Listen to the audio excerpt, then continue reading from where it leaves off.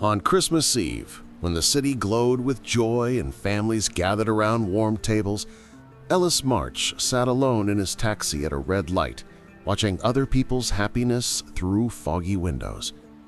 He'd been running for 8 years, running from the small town where his son had died, running from the marriage that collapsed under the weight of his failures, running from the man he used to be.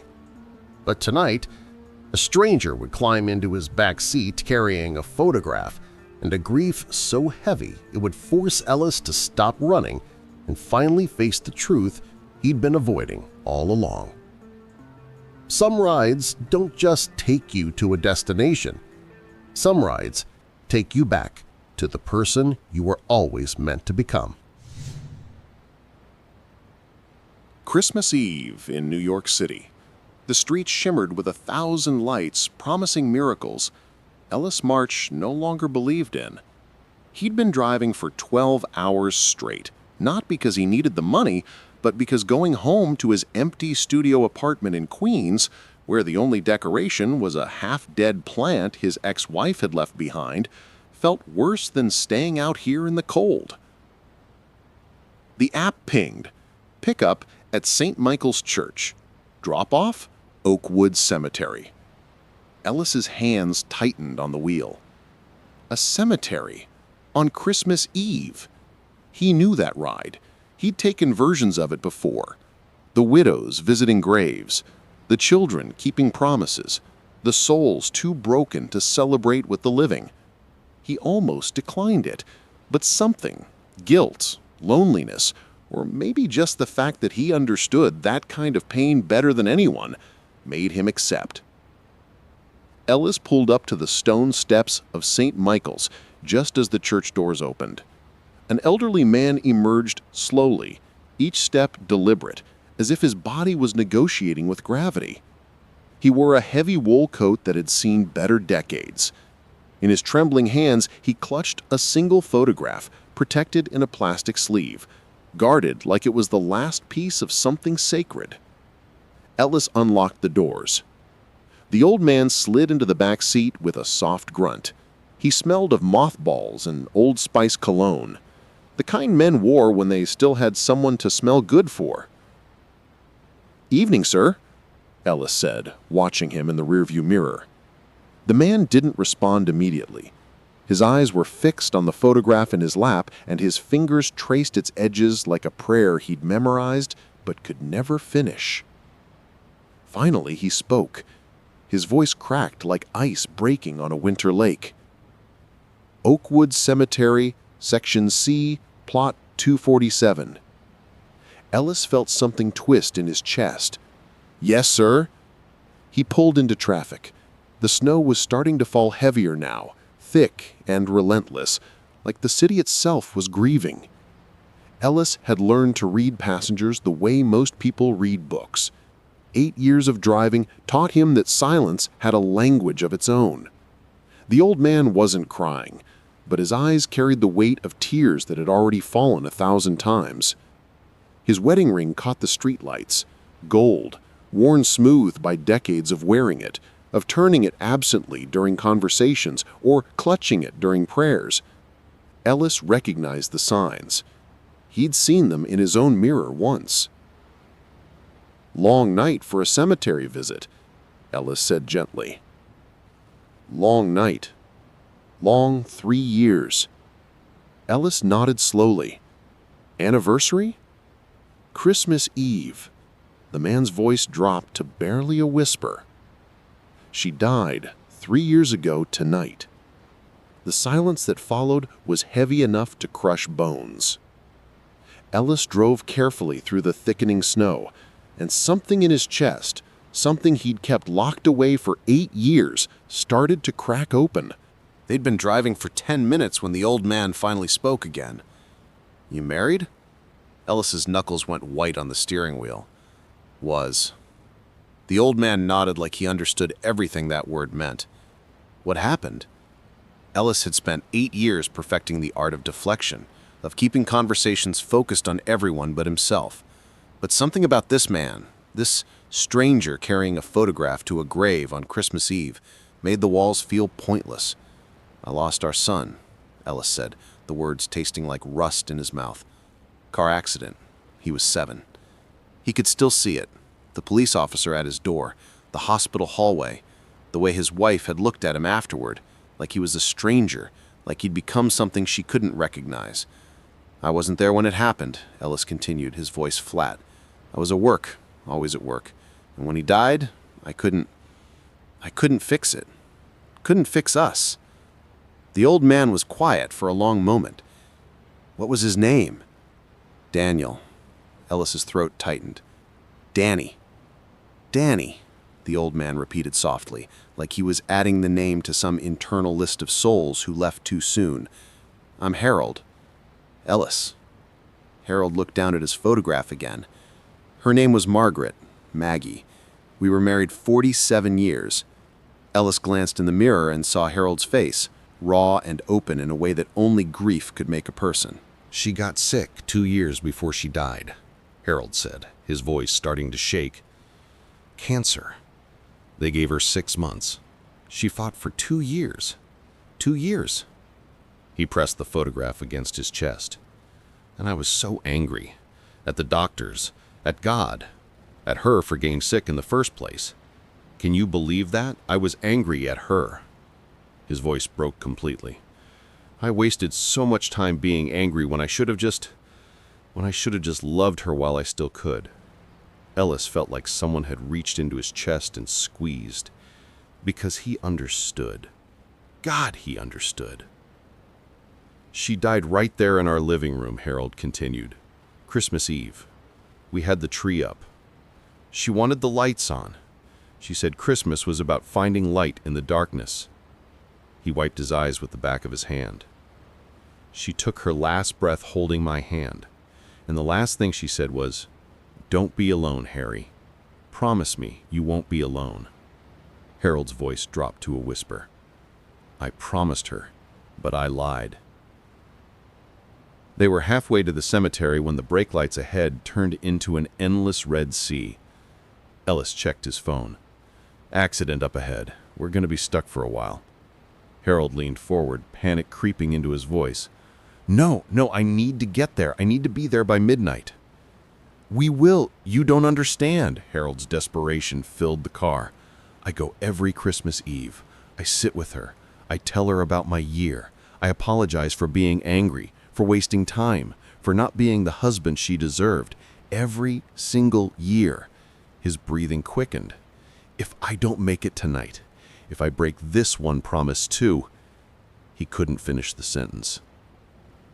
Ellis looked at the gridlock ahead, then at Harold's face in the mirror, a man drowning in guilt and grief about to lose the one ritual that kept him tethered to something that mattered. Ellis made a decision. He turned the wheel hard, pulled onto a side street, and started navigating through the back roads of the city, streets he'd memorized over 8 years of running. "Where are you going?" Harold asked. "Getting you there, one way or another." They drove through narrow streets, the snow falling so thick it felt like the world was being erased. Ellis concentrated on the road, but Harold's confession was echoing in his head, mixing with his own memories in ways he couldn't stop. Finally, Ellis spoke. "My son died because I wasn't there." Harold looked up. "I was always working," Ellis continued, his voice tight. "Building a career, providing. That's what I told myself I was doing, providing." He took a shaky breath. "But the truth is, I was hiding from my marriage, from the responsibilities of being a father, from anything that made me feel like I wasn't in control." His hands were trembling on the wheel now. "My wife needed me. Danny needed me. And I gave them everything except the one thing that mattered. I didn't show up. Not really." Harold was silent, listening. "When Danny died, my wife looked at me and asked one question. 'Where were you?'" Ellis's voice cracked. "And I didn't have an answer, not one that mattered. So she left. And I didn't blame her." The silence that followed was deafening. Harold's voice came from the back seat, quiet but steady. "Ellis, can I tell you something I've never told anyone?" Ellis glanced in the mirror. "Of course." Harold took a deep breath. "Maggie and we had a son too, Thomas. He died when he was 9, leukemia. Ellis's heart stopped. That was 38 years ago. And for years after he died, Maggie and I barely spoke. We lived in the same house like ghosts. I blamed her for not noticing the symptoms sooner. She blamed me for working through his illness instead of being present. He looked down at the photograph. We almost divorced. We were that close. Ellis pulled the car over to the side of the road, unable to drive and listen at the same time. "What stopped you?" Ellis whispered. Harold's eyes filled with tears. One night, Maggie came into my office where I'd been hiding for weeks. She sat down and said, "I can't bring Thomas back, but I can lose you too, and I'm not ready to lose you." He wiped his face. That's when I realized grief had already taken my son. I wasn't going to let it take my wife too. Ellis felt his entire body shaking. We decided right then, Harold said, we were going to choose each other. Every single day, even when it hurt, even when we were angry, even when the grief felt like it would drown us both. He looked directly at Ellis in the mirror. And we did. For 47 years, we chose each other. And it was the hardest, most beautiful thing I've ever done. Ellis couldn't breathe. All these years, he thought he was the only one, the only father who'd failed, the only husband who'd run instead of fought. But here was Harold, a man who'd lost a son, nearly lost his wife, and somehow found a way back. "I don't know if I can do that," Ellis said, his voice breaking. "I don't know if I'm strong enough." Harold leaned forward. "Ellis, the fact that you're still here, still driving, still trying, that's the strength. You didn't stay in that small town. You didn't give up completely. You're running, but you're still moving." He paused. "The question is, are you ready to stop running away and start running towards something?" Ellis closed his eyes.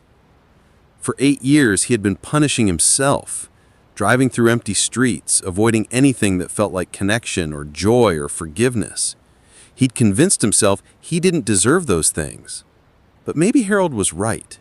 Maybe the punishment wasn't serving anyone, not Danny, not his ex-wife, and definitely not himself.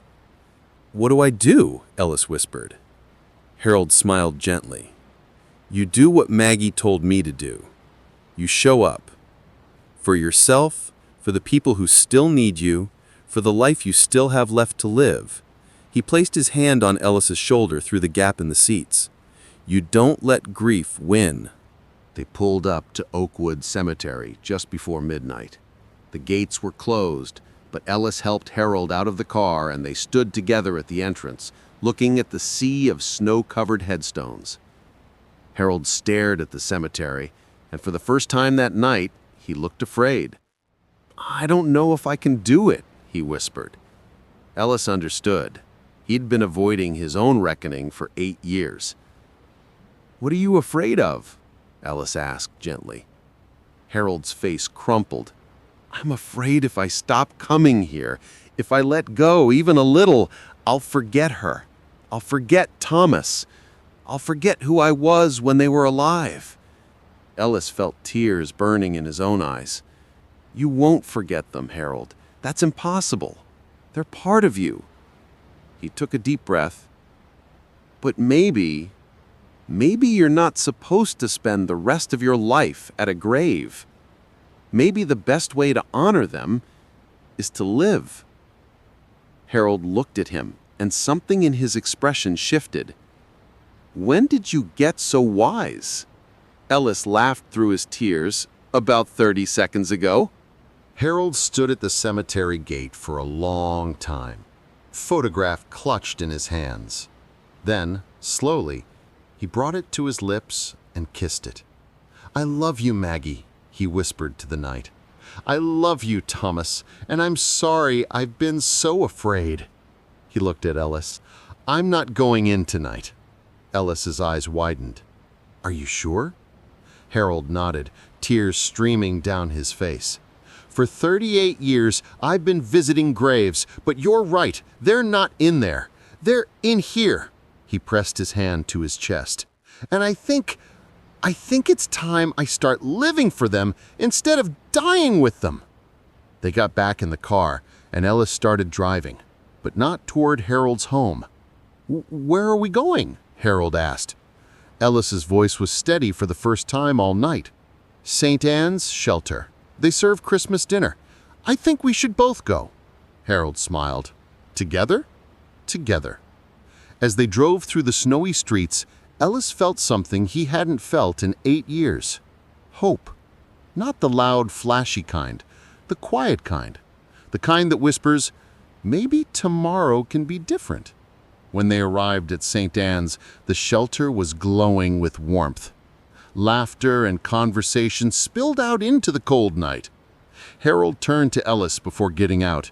"Thank you for getting me here, for listening, for reminding me I'm still alive." He pressed $50 into Ellis's hand. "Go home tonight, Ellis. Don't spend Christmas alone either." Ellis looked down at the money, then at Harold. "I'll try." And he meant it. Ellis sat in his small apartment, looking at the half-dead plant his ex-wife had left behind. He got up, filled a glass with water, and poured it into the soil. It wasn't much, but it was a start. The snow had stopped falling outside.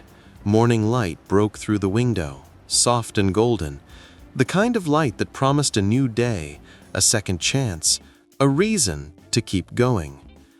Ellis looked at his phone, no response yet from Claire. Maybe there never would be, but that was okay, because for the first time in 8 years, he wasn't waiting for permission to forgive himself. He was just beginning. Some rides end at the curb, others go much further. If this story touched your heart, subscribe to Taxi Driver Stories for daily journeys that remind us we're never too broken to begin again. New stories every day, because sometimes the ride changes everything.